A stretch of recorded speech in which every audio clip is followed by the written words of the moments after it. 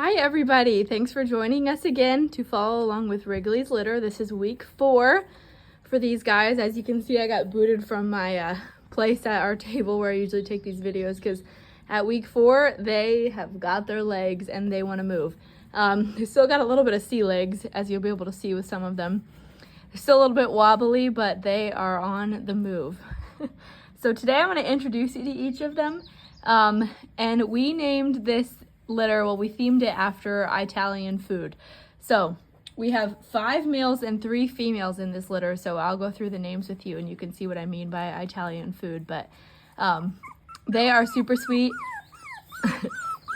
Right now at 4 weeks old, they are still on mom's milk, but they also are starting to get smoothies. So I've talked about this before, but that is just hard kibble mixed with warm water, blended in a blender into what we call a smoothie. And then we feed them that, and that helps them with the transition between mom's milk and solely hard food, which obviously they will be on eventually. So right now they're drinking from mom and drinking a lot of smoothies, and they just dive headfirst into the smoothies. I should try and get that on video someday. It is hilarious. But they're doing super good. They still sleep a lot of the day, but they're starting to form their personalities. And like I said last week, this is a very vital time with getting them exposed to different things. So Jordan had the tractor on today, and we had them around that, like the loud noise of that. As you can see, we're outside today. We're on a different surface than normal. So we just try to expose them to all different kinds of things. And like I've said in the previous weeks, just make sure that we're touching them and playing with them. And there's lots of different smells out here too, so that helps a lot.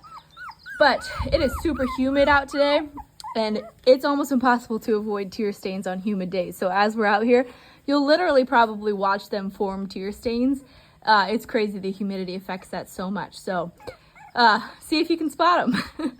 But we will get started with the introductions, and I'm going to try really hard to keep them straight because it can be difficult with this many. We'll start with the boys. This is boy number 1, and we're calling him Baker. He's got such a pretty coat. I love this coloring. He's got that dark brown underneath, but the white on top, and he's got white on his face, obviously, and I can't show you with the way I'm holding him, but he's got white on his chest, too. He's super sweet. He doesn't even look real. This is Baker. Next up is Caesar. He's our little Caesar salad. He's got a pretty consistent brown coat, but I do believe he's got some markings on his chest, which I will have to have Jordan help me take pictures later, and we can show those off to you. But this is Caesar. He's super sweet. This is our buddy Alfredo. Sorry, Alfredo, I don't have a very comfortable grip on you, but he's such a buddy. He's just so chill. He cracks me up. He always just looks like he's exhausted, but this is Alfredo. He's got that pretty brown coat to him also. Sorry, Alfredo, let me put you down. Next up, we have Louie. Louie is our Superman of the group. There's always one dog that when you hold them like this, they just like Superman their arms out. I have no clue why. They get over it, but for some reason, there's literally always one from each litter. So this is Louie. As you can see, he's got, Louie, I can't handle it.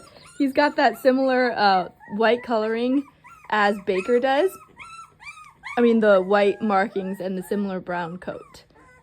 He's super sweet. And last but not least, and definitely the smallest boy, this is Colby. He's a buddy too. They are all so sweet. He's got that pretty white tips on his fur.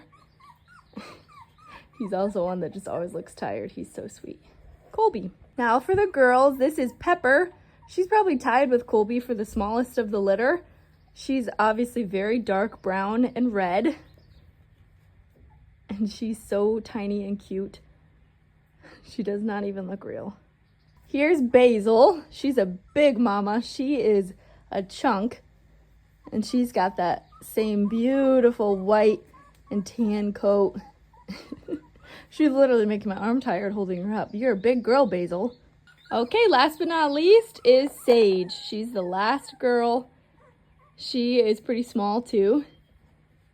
And it's really hard to tell if that honestly will affect if they're big or not in the future. It honestly seems like it's just such an unknown.